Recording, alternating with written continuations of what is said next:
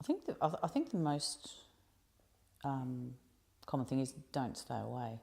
And I think a lot of people that I've spoken to that are in the same boat with people with dementia, that's one of the hardest things, that people tend to stay away, or they don't want to see your partner because they don't know what to say or how to act in front of them or what to do. But my most important message I think is please don't stay away. It's a very isolating sort of life to live as the dementia progresses. You become really quite socially isolated, both the person with dementia and the carer. And you don't have to do much. So what I'd suggest to people is, because my husband is non-verbal, so it's a sort of an uncomfortable thing to know what to do with him because he doesn't speak and he doesn't necessarily react after his first initial reaction to seeing you. But sitting and watching television with him, holding his hands, reading the newspaper with him, or just being beside him is company for him. And somewhere I truly believe that inside they are aware of that and appreciate that, even though there's no sort of outward expression that we can logically sort of think, all right, yes, they're enjoying my company because they've smiled at me or they're talking to me or whatever.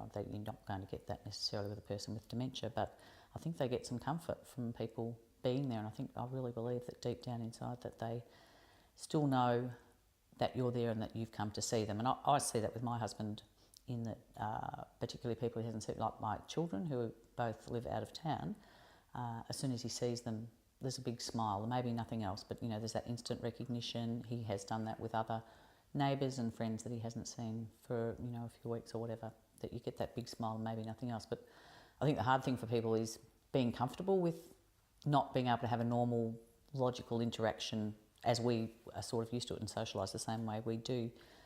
I think some of the other things too is just participate in something with them, even if that's doing it so that the partner can have some time out, or can be just cooking in the kitchen while you're sitting there playing cards or reading a book or watching telly, watching the football together, anything like that. I think going for a walk, taking them for a walk if that's possible, I think that's very helpful.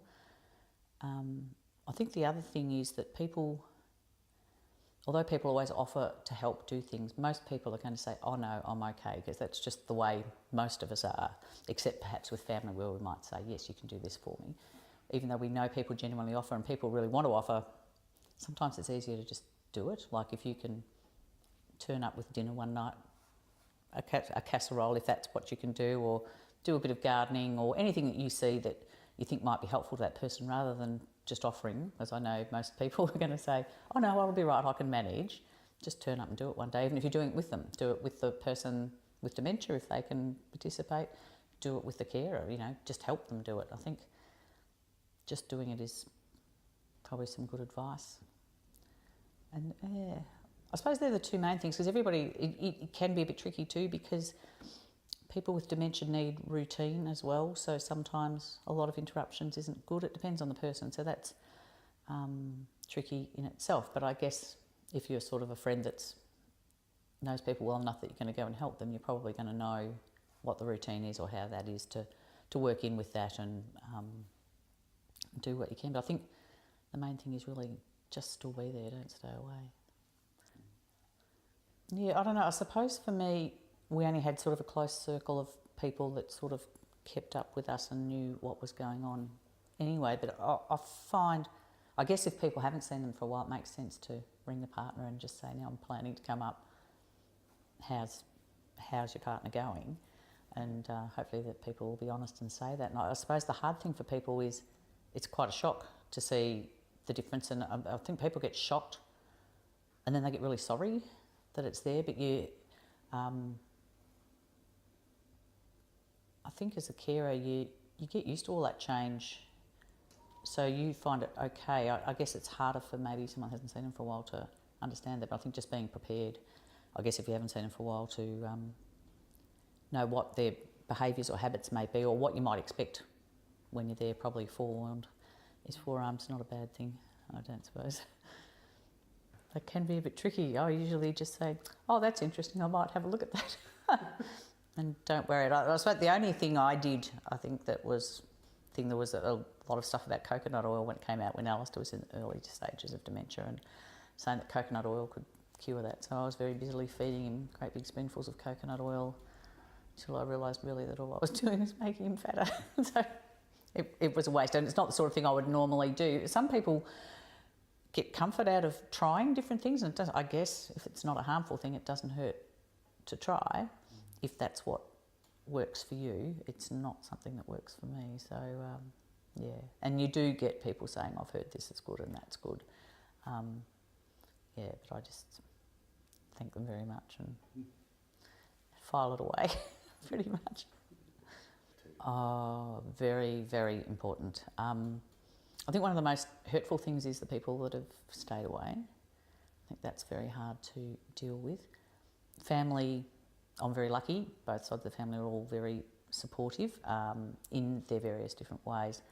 And that's been good. There's a lot of things you still can't talk to family or don't want to talk to family about. Sort of some of the more personal details or the more bizarre details necessarily, or the things that make you really sad or stressed. Sometimes you don't want to foist that upon your family. I found for myself that a dementia support group was very helpful. I was very lucky in that when Alistair was first diagnosed, Ballarat had just got a young dementia support worker with Alzheimer's Australia starting, and a support group was started with them, and the group of people that I started with were all fantastic, and we had a good 2 to 3 years of meeting once a month where we all knew exactly what was going on and could relate to everything that was going on. So we could say anything, we could cry, we could laugh, we could be angry, the sort of things you can't necessarily do with your friends and family, with each other, and always went away feeling so much better after that. Out of that group, there's another 3 ladies and myself who are very good friends who catch up with each other all the time and support each other and just have a lovely time together. So I've been really lucky with them, and they're the people I probably have said more to than even my sister, who I'm very close to, and my children, who you want to protect from some stuff. That doesn't work for everybody, and that support group has changed now, so the dynamic for us doesn't work so much anymore, but we've got a core of ourselves. But for people that are looking for support groups and can find a good support group, I found that probably the most helpful thing. But I was very, very lucky too, in right time, right place, if you can call having a partner with dementia at the right time and the right place. Most of the time, all right. I mean, you always have times where you're either stressed or distressed and you can't hold yourself together as much as you'd like to in front of people. That's okay too. Like, I sometimes just cry and cry. And I'll do that with my sister, you know, particularly with Alistair, his dementia, he seems to plateau and then he has a big drop in function. So getting used to that has always been a bit difficult. So at those times I'm sort of much more vulnerable, or if I'm not feeling well myself or feeling tired or whatever. So you tend to let go of your emotions a bit then. But I think that's a good thing too, so that people know that that it's hard and that it's difficult. But protecting your children, so much, not so much.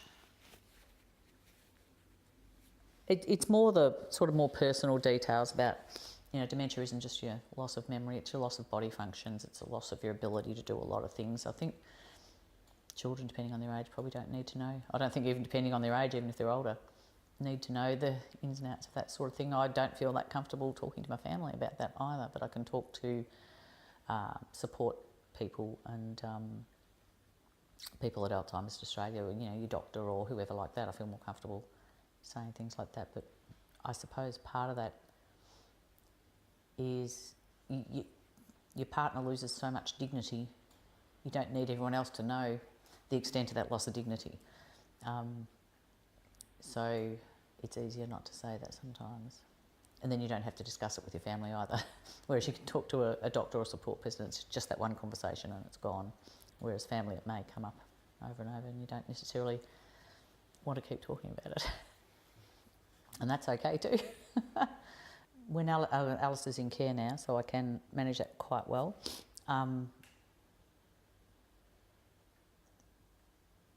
And when he was at home, I was still working. So I found work was a great release because I could just have a normal life at work. So I could go to work, he would have a carer or be at daycare. And while I was there, I could just be like, life was perfectly normal and not have to talk about it and all of that sort of thing, not have to live for those few hours. So that was like respite for me. working, and I suppose I was lucky that I was able to keep working because a lot of people can't. Often people are retired too, so they're stuck with it 24 hours. I was stuck with it. They're dealing with it. You're still dealing with it 24 hours a day, but I had a bit of a break from that, which made it, even though it was hectic, like dropping him off, picking him up, running around, it's a bit like taking your kids to kinder and school, I suppose, that kind of thing, and still being on alert all night, it made it easier for me to cope with that. The only times I felt a real release from that, I've found, even now Alistair's in care, that, you know, if I'm in, and I see him every day, if I'm in Ballarat, my whole focus is still on him. It's what time I'm going to see him, what I'm going to do with him, when I'm going to feed him, and I'll put everything else around it. If I go away for the day, Melbourne for the day, or if I go away for a weekend, I find I can put that all to the back of my mind and forget about it for a while. So that's like I find that a true break for me, and I don't know how other people feel for that, but even going away for the afternoon, going down the train to Melbourne shopping or something like that, once I'm out of Ballarat, I find I can put the pressures of dementia on the back burner and just relax and enjoy myself for a while. So I find that very helpful. An important thing to remember, it's not all bad having a partner with dementia. You still have a lot of good times together, and you can have a lot of fun together and get a lot of pleasure out of what you're doing. And as time goes by and things deteriorate, you just have to change them somewhat to fit what works for that person, but you can still have a good time. And I find that if Alistair's having a good day, I'm having a good day, and if he's having a bad day, that makes me sad, but you can still get a lot of pleasure. It's not all doom and gloom, and it's not all stress, which it sometimes sounds like. Happy times is like, even when he was at home and he was well, you know, we could go for a walk, but you know, he would get such delight out of getting an ice cream when you went out, or you know, we'd walk around the lake and he'd see something funny, he'd just get the giggles, you know, which was just magical. So he was quite disinhibited, I guess, so he was probably a lot less reserved than he'd been a lot of the time. Just taking him anywhere that he got pleasure out of it was pleasurable. You could go for a picnic, you could go for a walk, even getting him to help unload the dishwasher. You know, when you're at home and chopping vegetables, even though it'd be tricky initially when he started doing that, you know, you get all sorts of strange things going into your saucepan, which once I got used to that, I thought, that's all right, it doesn't matter. Those sort of things. Just giving him experiences that were probably things we planned to do in the future that we did earlier, which I suppose is holidays, and just taking time out to be with each other, which you might not necessarily do when you're both working, and all that sort of thing, that we spend a lot more time together through necessity, but there's a lot of pleasure in that. I still get a great deal of pleasure out of seeing him really enjoy something, and even now that he's in nursing care, if I say to him, I think we'll have a treat, we'll have some chocolate, and he just gets this beautiful smile on his face, and you think, well, that's magical, he likes chocolate, he knows what it is, and he likes that. So that's kind of nice. I'm just trying to think of